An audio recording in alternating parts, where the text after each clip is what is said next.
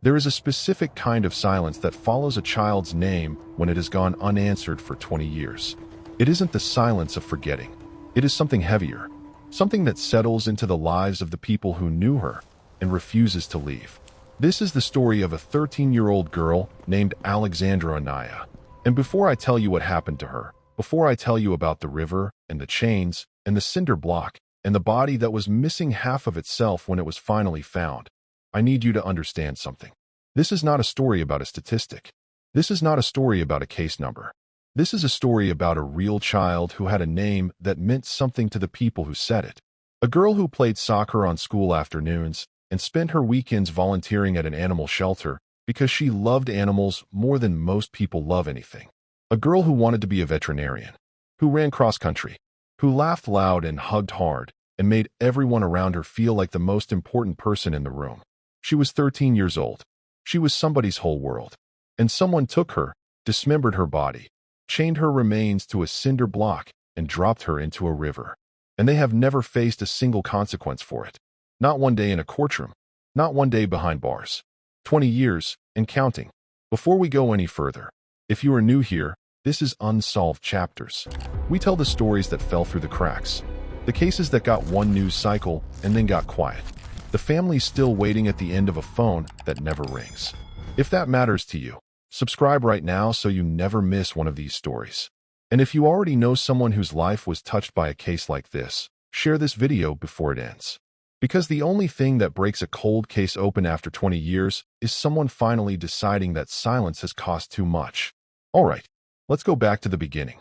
There is a small city in the northwest corner of Indiana called Hammond. It sits right on the southern edge of Chicago, pressed against the state line like it's leaning on a larger neighbor for support. It is the kind of place where the houses are modest and close together, where everybody on the block knows everybody else's car, and where a family's whole life fits inside a few rooms. In 2005, a woman named Alexandra Anaya was raising her 3 daughters in a house on Pine Avenue. The oldest was Alexandra, 13 years old, starting 7th grade at Clark Middle School that fall. The younger 2 were twins named Ronnie and Roxy, and they adored their big sister the way little kids always adore the one person in the house who seems like the coolest human being alive. Sandra described her daughter this way. She said Alex gave the biggest hugs you had ever felt in your life. She said she was kind and gentle and beautiful inside and out. She said she was the kind of child who made everything feel a little warmer just by being present in a room. And all of that is true. All of it is documented, confirmed, repeated by everyone who knew her. But there was something else happening in that house on Pine Avenue in the spring of 2005 that changed everything. Alex told her mother the truth. It had been building inside her for years, a secret she had carried since she was 7 years old. And sometime in the months before the summer of 2005, she finally told her mother what had been happening to her. She said that Rodolfo Heredia, Sandra's boyfriend, the father of the twin girls, the man who had been part of their household for years, had been sexually abusing her. Not once, not a handful of times. Since she was 7 years old. 6 years of abuse, hidden inside the walls of a home where she was supposed to be safe. Sandra ended the relationship immediately. She cut him off completely. She believed she was doing the right thing. She believed she was protecting her daughter. She had no way of knowing, no way anyone could have known, that her decision to protect Alex would become the trigger for the most violent act of retribution imaginable. Because Rodolfo Heredia did not accept being removed quietly. In the weeks and months that followed, according to Sandra and to neighbors, he began showing up, calling, watching. He had made a duplicate key to Sandra's front door, something he would later admit to police. And on at least one occasion, he was found inside the house. Neighbors reported seeing him standing outside the property at strange hours. One account described him standing on top of his car in order to see through the window of Alex's bedroom. He could not let go. He would not let go.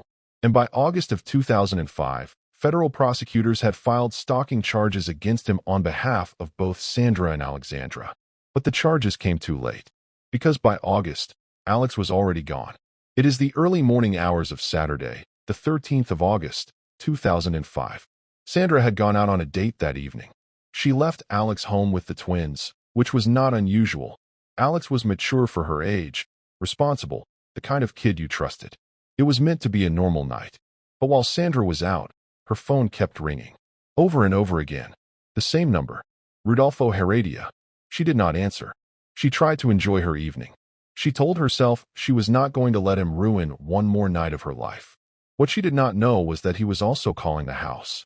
According to phone records that investigators would later pull, 5 calls were made from Rodolfo's home landline to the Anaya residence on the night of August 12th into the early hours of August 13th. 5 calls. Alex was home alone with her little sisters, and the phone kept ringing, and she knew exactly who it was, and she was 13 years old, and she was afraid. When Sandra returned home at around 3:30 in the morning, Alex was still awake. She had not been able to sleep. She told her mother about the calls. Sandra calmed her down. She put the twins back to bed. She tucked Alex in. She told her everything was okay. She said goodnight. She went to sleep. When Sandra woke up a few hours later, Alex's bed was empty. No note. No bag packed. No window left open. No signs of a struggle. No forced entry anywhere in the home. It was as if the air had simply swallowed her. Sandra called the police immediately. She reported her daughter missing. And what she ran into was something that families in her situation encounter over and over and over again in this country: an assumption. Officers initially treated it as a likely runaway. A teenage girl, they thought. 13 years old. Probably snuck out to meet somebody. Probably at a friend's house. These things happen all the time, they said. Give it a day or two. But Sandra knew her daughter. She knew Alex was not a runaway. She knew that something was profoundly wrong. And she was right. She was right about all of it. And she has had to live with being right for 20 years. 3 days passed. 3 days of searching and waiting and the particular torture of not knowing, which is its own kind of violence, separate from everything else. And then, on the 16th of August, 2005, a 14-year-old boy was out on the Little Calumet River in Chicago with his parents on a speedboat. It was a summer afternoon, an ordinary afternoon for most people on that river. And then he saw something in the water, a body, floating just below the surface. Chicago police responded. When divers and officers pulled the remains from the river, what they brought up was not a complete human being. It was a torso, only a torso. The victim's head, hands, and feet had all been severed. The body had been dismembered, deliberately, systematically, methodically, by someone who had planned exactly what they were doing and then weighted the remains down with chains and strapped them to a cinder block before dropping them into that water. This was not impulsive. This was not chaotic. Someone had thought this through. DNA testing confirmed the identity 3 weeks later. The remains belonged to Alexandra Anaya, 13 years old, Clark Middle School, Pine Avenue, Hammond, Indiana. Sandra was brought to a police station to receive the news. When the officers told her, she collapsed. Her screams were heard throughout the entire building.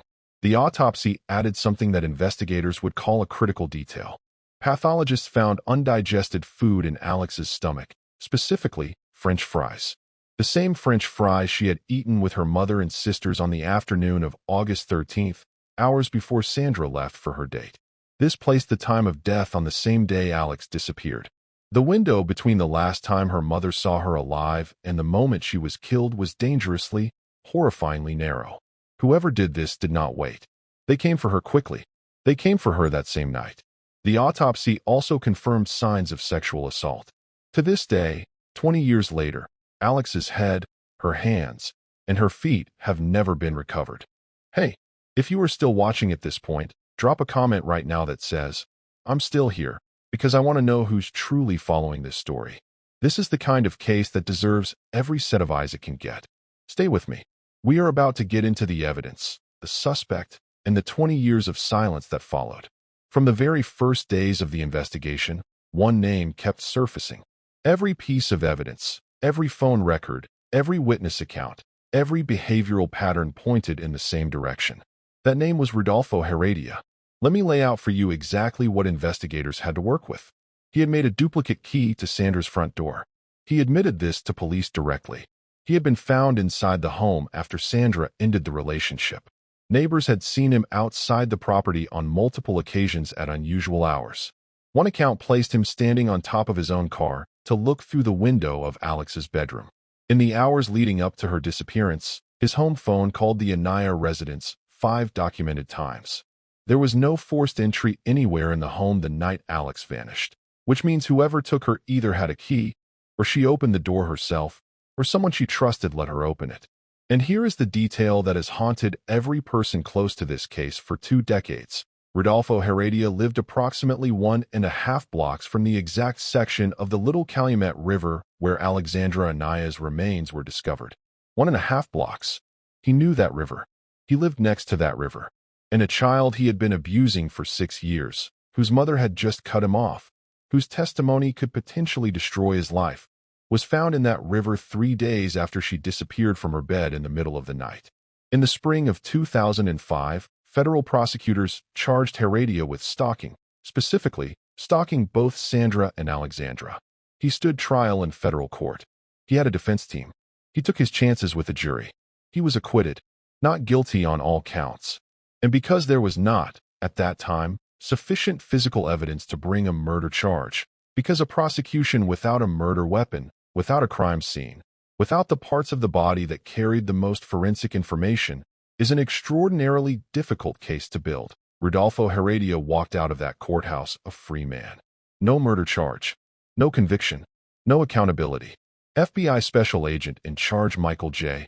Anderson said publicly and on the record that investigators did not believe this was a random act of violence. They believed Alex knew her killer. The FBI said it. Sanders said it. Everyone who worked this case said it. The evidence pointed at one person. But pointing is not the same as proving. And proving requires something that investigators, despite years of effort, were never able to put before a grand jury. So he walked. And he has been walking free ever since. Here is what the next 20 years looked like for this case, and for the woman at the center of it. Alexandra Anaya did not stop. That is the first thing you need to understand about her. She did not disappear into her grief and let the world forget her daughter's name. She kept talking. She kept calling. She kept showing up. She gave interview after interview, year after year, each time looking into a camera or across a table and saying the same thing she has always said: my daughter was not nothing. My daughter deserves justice. Somebody out there knows what happened. In 2016, more than a decade after Alex's murder, the FBI assigned the case to a new cold case task force. Evidence was sent to the FBI laboratory for updated forensic testing. The agency announced a reward of $10,000 for information leading to an arrest and conviction.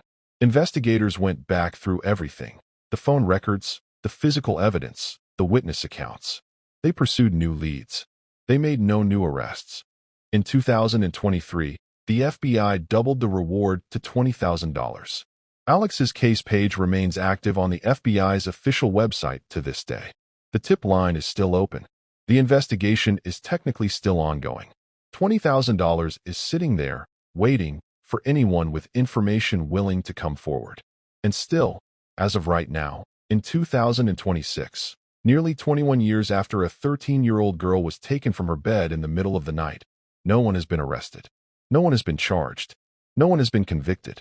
Her killer has never spent a single day behind bars. I want to stop here and talk about something that I think about every time I cover a case like this one. There are people in the world right now who know things about what happened to Alexandra Anaya. Not theories, not suspicions. Things. Real information. Things they saw, things they were told, things they helped with, things they kept quiet about because at the time it felt like self-preservation or loyalty, or like it simply wasn't their problem to solve. 20 years is a long time to carry a secret like that. 20 years is a long time to watch a mother grieve on television and feel nothing move inside you. 20 years is a long time to know that a little girl was chained to a cinder block and thrown in a river and decide, again and again, that you are going to stay quiet about it. But here is the truth about secrets like this one. They do not stay buried forever. The DNA technology that investigators use today is unrecognizable compared to what existed in 2005. The forensic tools available to the FBI now, genealogical databases, touch DNA analysis, advanced digital forensics, are capable of things that would have seemed like science fiction to the detectives who first worked this scene. Cold cases are being solved. Cases that sat untouched for 30 and 40 years are being solved. And the people who assumed they had outrun the evidence are finding out that the evidence never stopped running. If you know something, if you heard something, if you saw something, If someone told you something in confidence 20 years ago that has been living in the back of your mind ever since, there is a tip line. It is 1-800-CALL-FBI. You can submit a tip anonymously at tips.fbi.gov. The reward is $20,000. But the reward is not the point. The point is that Alexandra Anaya was 13 years old. The point is that her mother has been waiting for 21 years for a phone call that has never come. The point is that someone made a choice to take that child's life and hide what they did, and they have been living with that choice, and with the protection of every person who stayed silent around them. That protection is a choice too, and it can be unmade. Sandra Anaya said something in an interview that I keep coming back to. She said that Alex's memory is happy for her. She said she thinks about who her daughter was, the hugs, the laugh, the way she lit up around animals, and there is happiness in that. But she also said that it is painful every single day. That reliving it never gets easier, it only gets different. 21 years of different. Alex was born on the 4th of November, 1992. She should be 33 years old right now.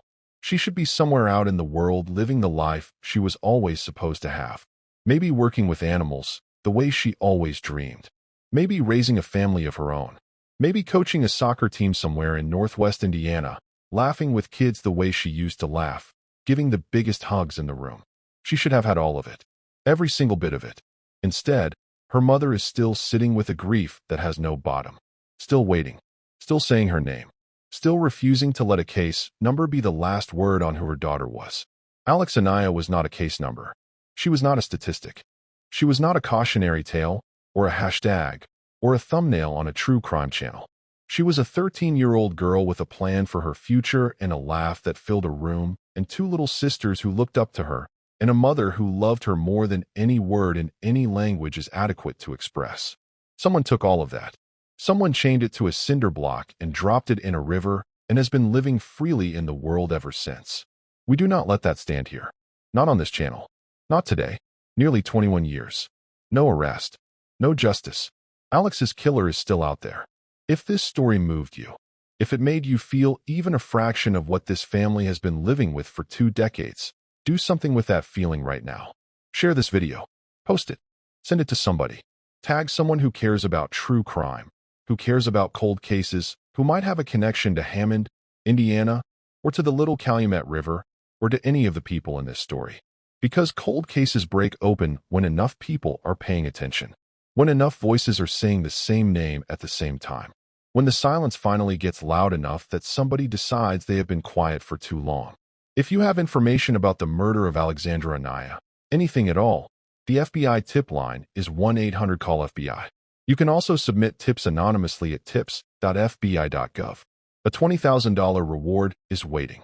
But more importantly, a mother is waiting. She has been waiting for 21 years.